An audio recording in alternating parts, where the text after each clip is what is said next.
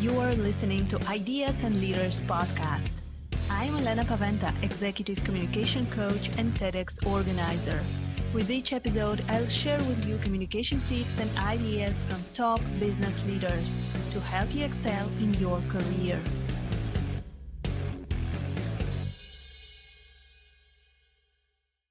Welcome to Ideas and Leaders podcast. In today's episode, I have a very interesting guest. It is Aletta Rochat. She is an international director in Toastmasters International organization. She is a member of board of directors. I've been at Aletta's trainings several times in different countries before. It was the time when we were allowed to travel. And she is a professional speaker, trainer, and author.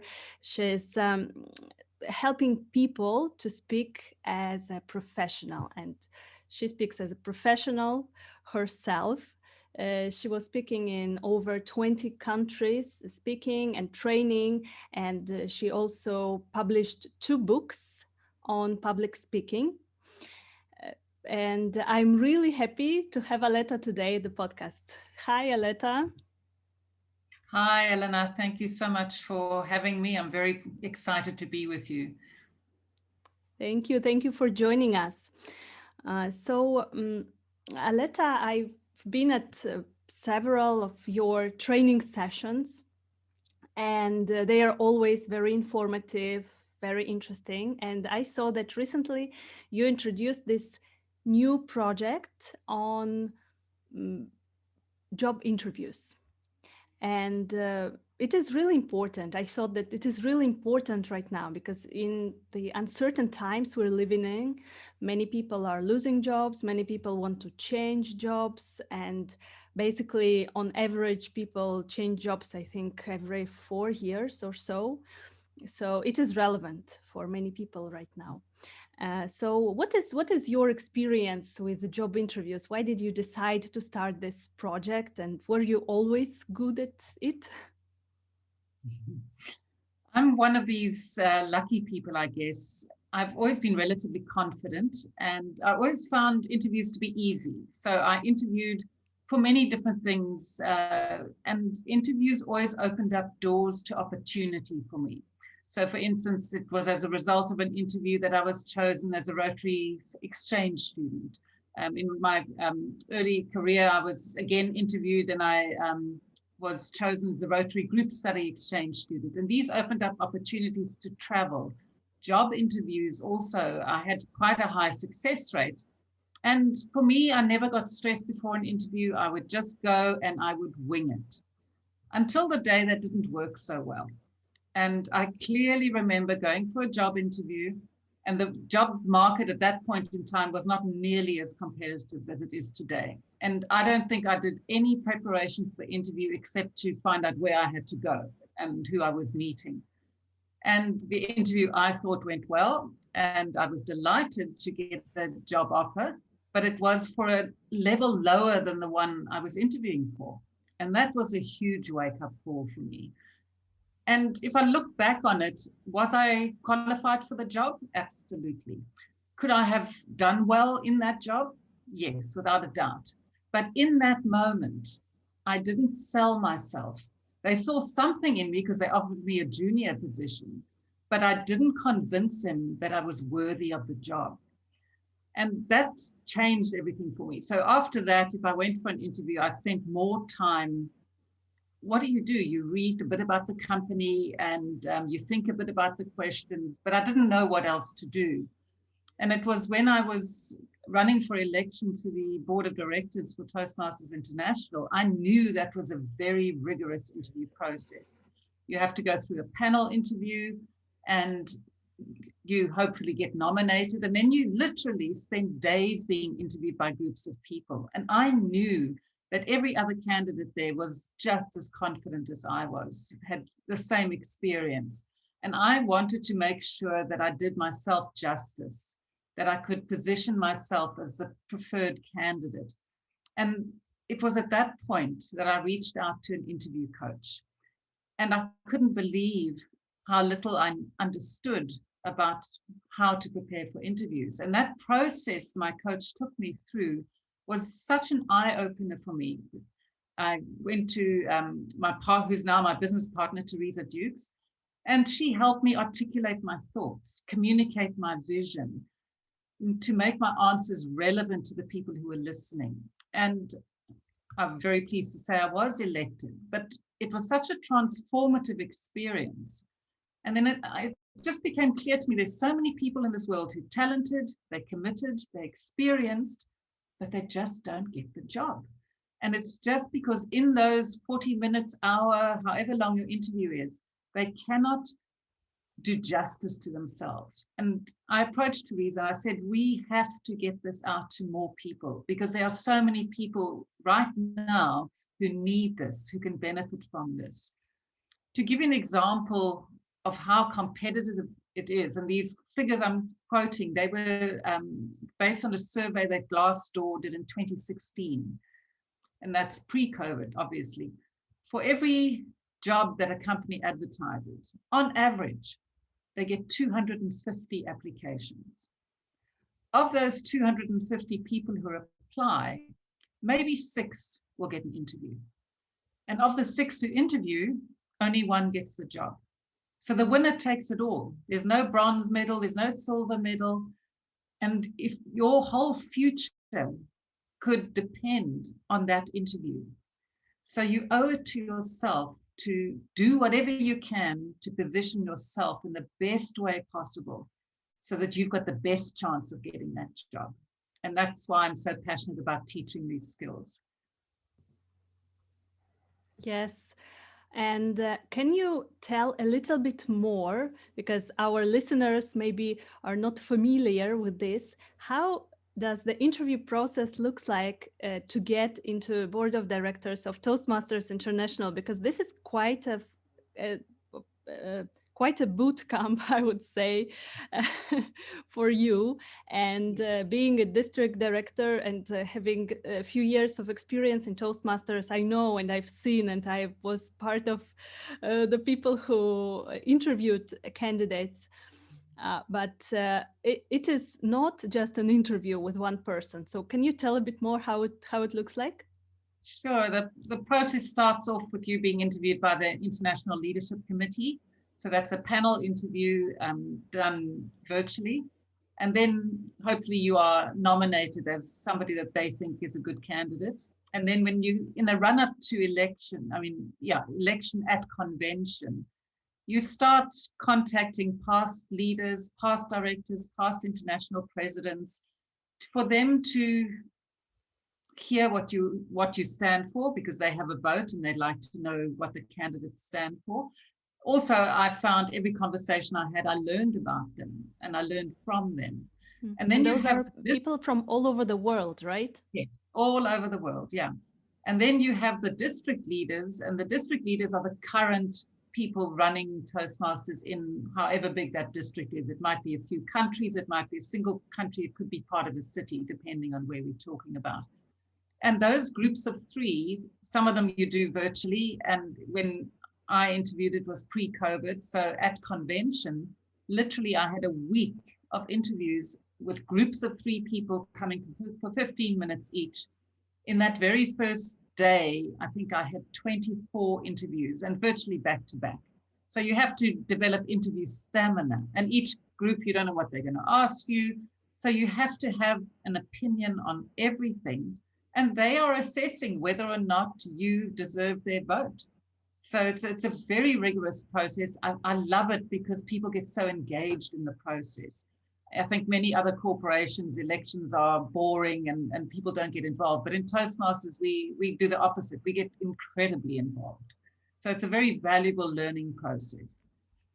Yes, so you do have a lot of experience in the interviews. So why do you think we should prepare for the interview? Because many people think that, okay, I am who I am, and I will go to the interview and let's see if they like me or not. So why should we prepare at all? It all depends on how confident you are and how much you like gambling. Because if you're super confident and you're super skilled and there's only one of you who can do your job, you can probably walk into an interview fairly arrogant and confident, knowing that they need you more than you need them. But for most of us, that's not the case. We know that there are plenty of other people out there with a similar skill set who could do the job just as well as us. And if our future depends on this job, if my income depends on how well this interview goes and how well I can look after my family or plan for my future, that speaks to the importance of actually preparing. So the big question is, how do you even start? Where do you start? So I'll walk you through how I suggest you start. And I've learned some fascinating things about this. Everybody knows more or less how to draw up a resume or a CV. And people submit that and they think that the CV will do the talking for them. Now, the CV is merely a filtering tool. And what happens is some big companies don't even read your CV. They scan it using a software program and scan it for keywords. And the more keywords that match the job description, the higher the chance that you will get the interview.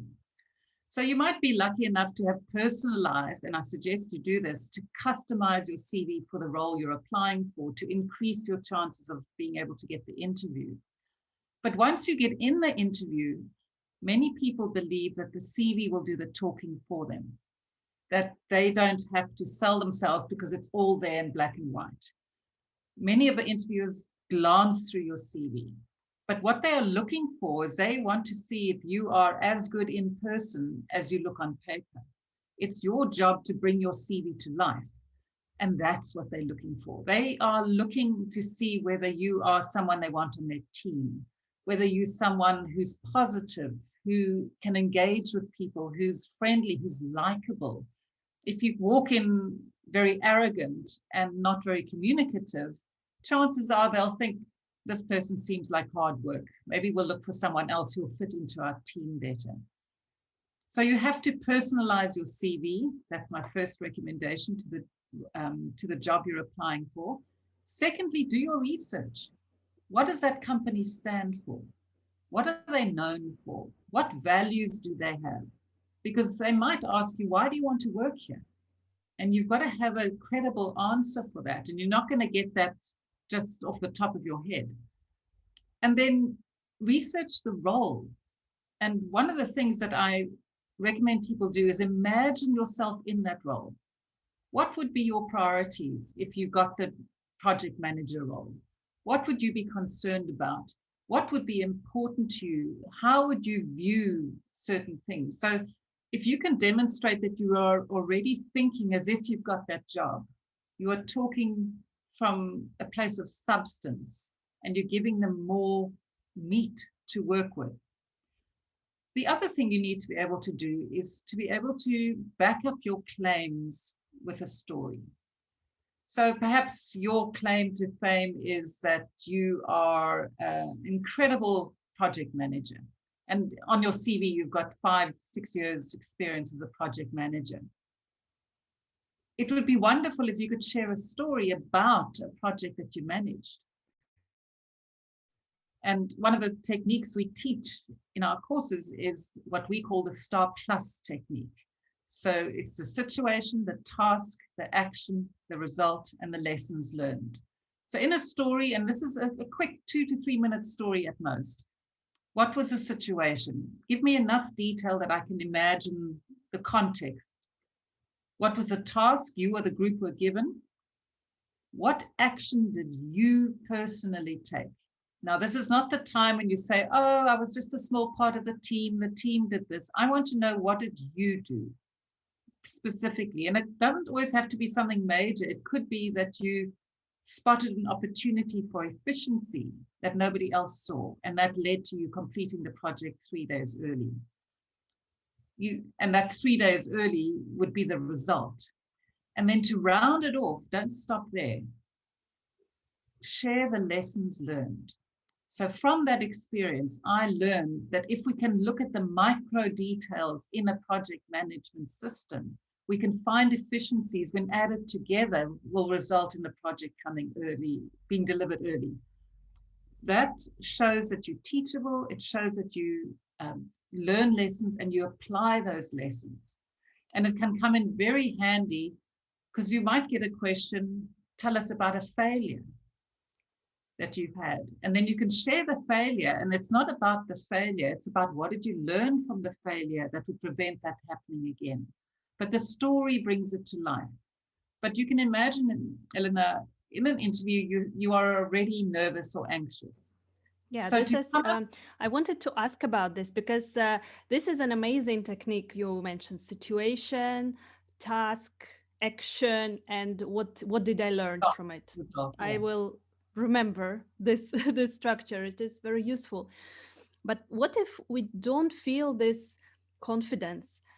We are usually nervous when we try to impress someone. So we feel this lack of confidence.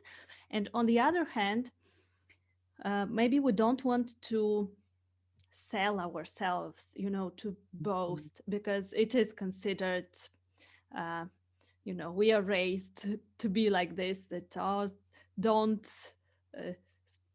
boast too much. And then we actually have to tell about our actions, what we did. So what would you recommend for such people who are mm, a little bit maybe shy about Okay. speaking Well, about themselves?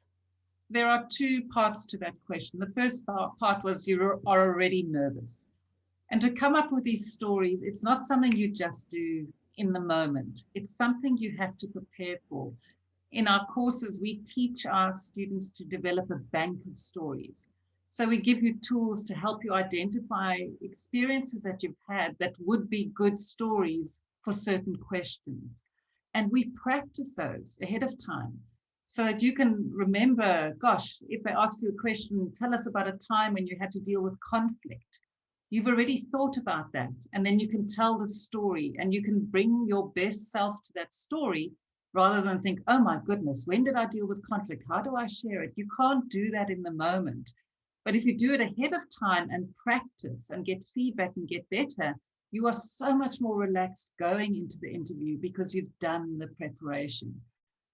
When it comes to selling your strengths, as you say, some of us think, oh, I can't boast about it because then I might come across as arrogant. You need to reframe that thinking. We don't want you to be arrogant, but we want you to share the gifts that you have that could help the company and that position you are interviewing for. And people, the interviewers aren't psychic. They can't guess at what you're good at. You need to just tell them, I, worked with this team and I managed to take a whole group of people who had very different ideas and build consensus so that we could move forward. So it's all based in reality. It's not based in arrogance. It's just, this is what happened. This is how it happened. This is the result I got. These are the lessons I learned.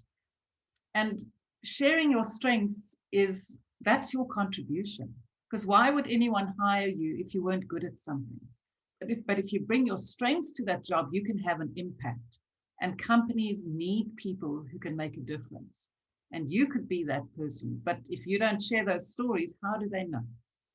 And it's not as impressive on paper as it is when you share it.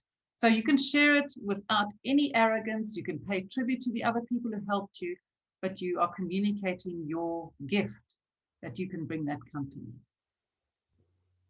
Yes, absolutely. We need to change this mindset that we are actually bringing value to the company with everything we have, with all our experiences. I remember actually one of the interviews I had long time ago when I wanted to work for a big corporation. And now I'm actually happy that I did not get this position. But back then I wanted to work there. And it was this kind of interview when I was asked questions. Tell us about the situation when you had a conflict, when you were working with a team. And I was just thinking during the interview, okay, when was this situation? And now I'm thinking about this, and I'm like, what was I thinking about? If I were prepared, I would be so much more confident, so uh, much more in the moment, and focusing also on the people, on the interviewers, Mm. because there are actually people on the other side. And what do you think about connecting with interviewers? Is it important to connect with them somehow, because they are also doing their job? They are human beings. Maybe they have 20 interviews per day. So what would you recommend to maybe be different, to be, I don't know, nicer person, to build relationships with the interviewers somehow? I think it's very important. You've got to be relatable. You've got to be likable. So you've got to be friendly. How do you do that? You show up on time. You are super prepared. You've got everything at hand. If in case your connection, you lose connection, you've got the logging details so that you can go back immediately. In case that doesn't work, you've got the email addresses to contact them and let them know. So you show up prepared. You show that you take it seriously. A friend of mine is a professional recruiter for a very high end recruiting company. And she said to me, when she comes across candidates who aren't prepared, she asks herself, is it because they don't know how to prepare? In which case she would be very concerned. Or is it that they don't care enough to prepare? In which case, are they somebody she wants working at the company? So it's important that you give yourself the best opportunity to show up just like the person I would see if I was sitting across the table from you having a cup of coffee. I want relaxed, I want confident, I want professional, but you've got to be likable. You've got to be someone they want on their team. So don't go in arrogant. And when it comes to in person interviews, please don't go into an office and be rude to the receptionist or the secretary, because you have no idea who knows who in that business. And you can ruin your future chances if you treat people badly. So be professional, be engaging, be friendly. That'll stand you in good stead. Yes. Dale Carnegie wrote in the book How to Win Friends and Influence People about those basic rules of interacting with people, and they are so simple, like smile or start in a friendly way. Yeah, All those basic things that we not often use, and sometimes we forget when we are nervous, when we are not confident, and we're so much in our heads. yeah, yeah. So on one hand, preparation is very important, and on the other hand, conscious usage of all those tools is really important. And one of the things about interviews is that there is so much that is out of your control. You can't control how many people they're interviewing or not interviewing, or what questions they're going to ask, but you can control how you look on screen, especially if it's an online interview.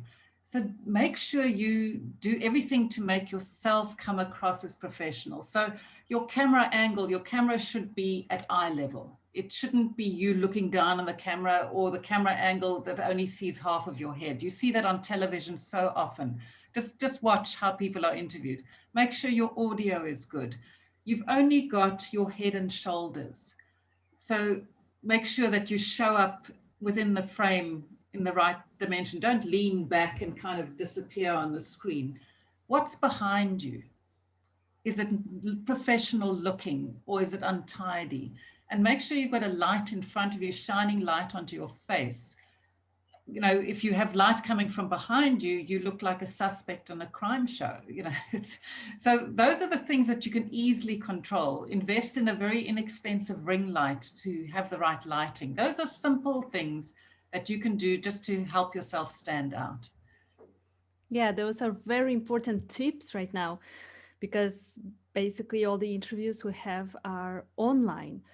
So, what would you recommend for the online interviews, apart from the technical side, which is very important, as you said, and I totally agree that this what makes a huge difference. If someone has a good camera and a good sound, we see that they are professional already before they start speaking. What would you recommend for people who want to connect in the virtual world, because it is so hard to have a small talk, or because before we were connecting somewhere in the breaks over a cup of coffee. Now it is impossible. We connect and we start a meeting or an interview. So what would you recommend for this virtual setting, how to connect better? I think it's important just to be human. So a friendly greeting, a smile, eye contact, and remember where your camera is, because when you're looking at someone's image, it looks like you're looking down. So try and look at that green light. It's often a challenge. Um, Make a little bit of small talk. How are you today? Where are you based? Because you don't necessarily, you might not even be in the same city. They could be in a different country. What's the weather like where you are? If there's a point of connection, like if you're in the same country and there's just been a big football match and you know that everyone's talking about it, you can say, are you a football fan? Did you watch that match? Anything that just shows that you're a friendly human being. You don't want to distract from the interview, but you can even just say something as simple as, I'm very happy to see you today. That even as simple as that. It doesn't have to be drawn out. It doesn't have to be complicated, but just be friendly. Always have some water nearby, um, so that in case you get nervous and you need to take a sip of water, you've got that ready. So set it up for you to be the most comfortable you can. Try and make sure no one's coming into the room, whether it's a cat or a dog or a child or a friend or a partner. There's always something that could be happening.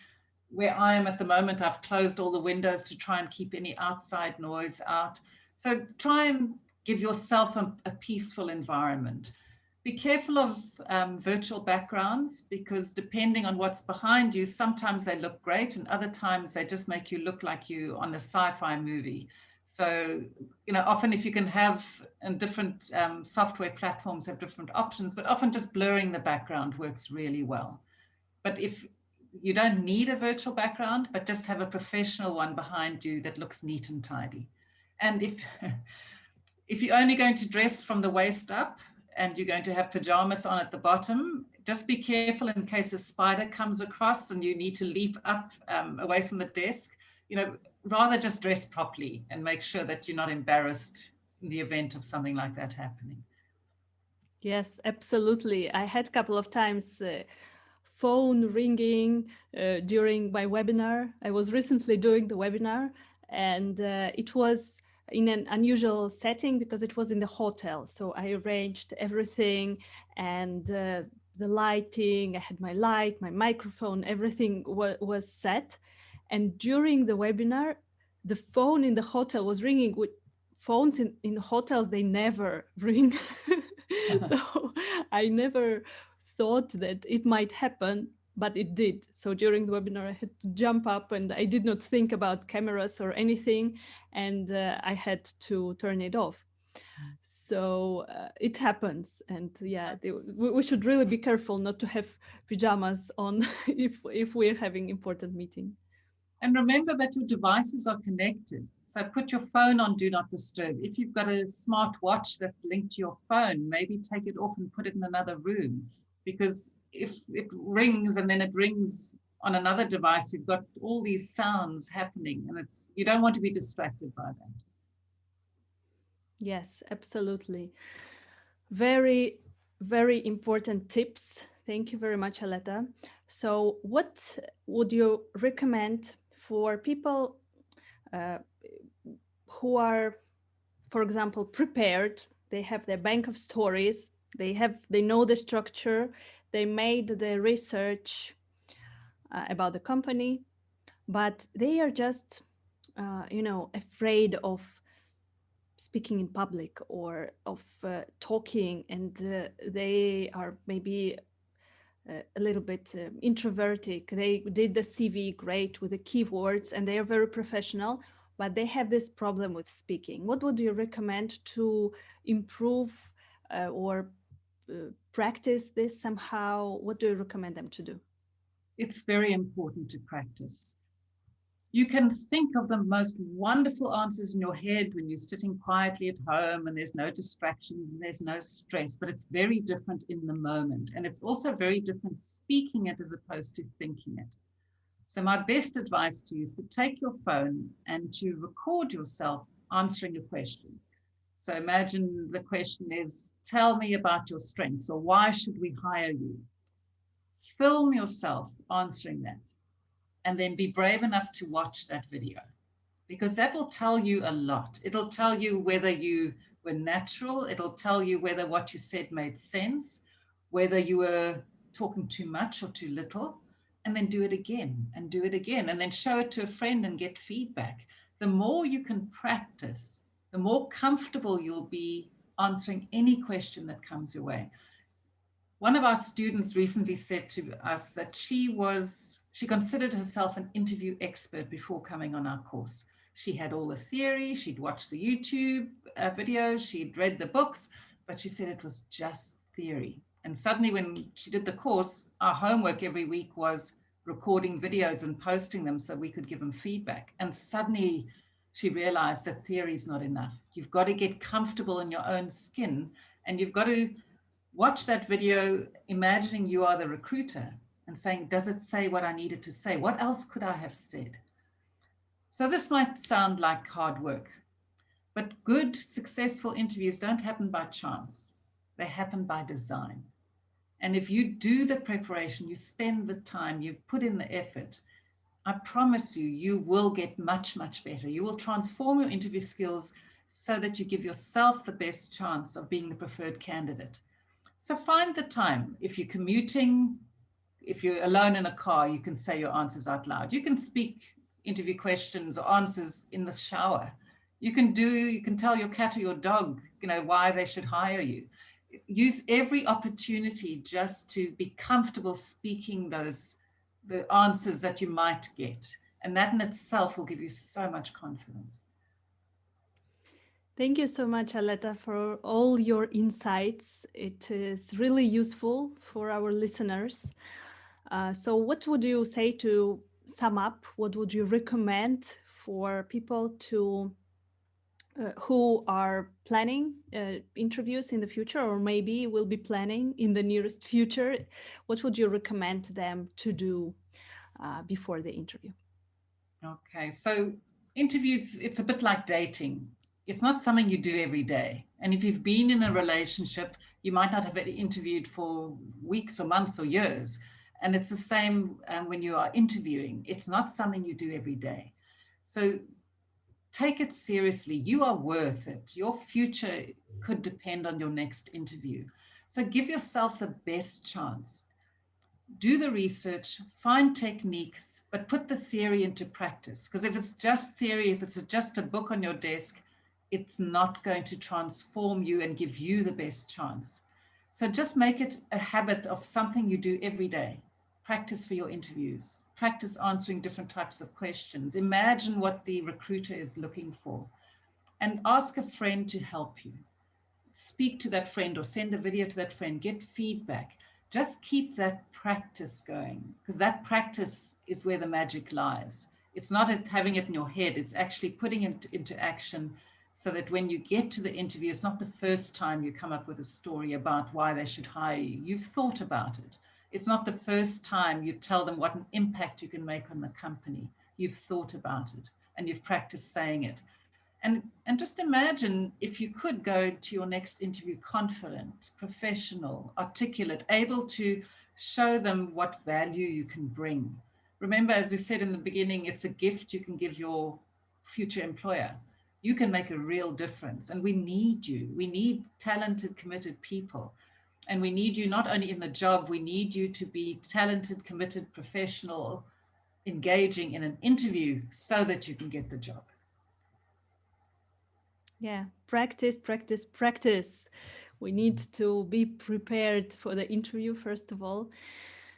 Thank you very much, Aletta, for your tips. If our listeners would like to contact you, where can they reach you? Are you on social media or maybe your website? Where can we reach you? For some free resources, go to the website www.interviewsurvivalguide.com. And you can also email me a letter. You can find me on social media, LinkedIn, on Facebook or Instagram, Aletta Rochat, Rochat. And I'm always sharing interview tips on a continuous basis. And if you connect with me there, you'll find out when we're running our next course, when we've got another webinar that perhaps would be of interest to your listeners. Thank you very much. Thank you for being with us today. We will put all of your links under the episode so that our listeners can contact you anytime. Thank you very much, Aletta, for being with us today. Thank you, Elena. Thank you for listening to Ideas and Leaders podcast. Did you enjoy this episode? Let me know that you listened by tagging me in your LinkedIn profile and using a hashtag Ideas and Leaders. See you in the next episode.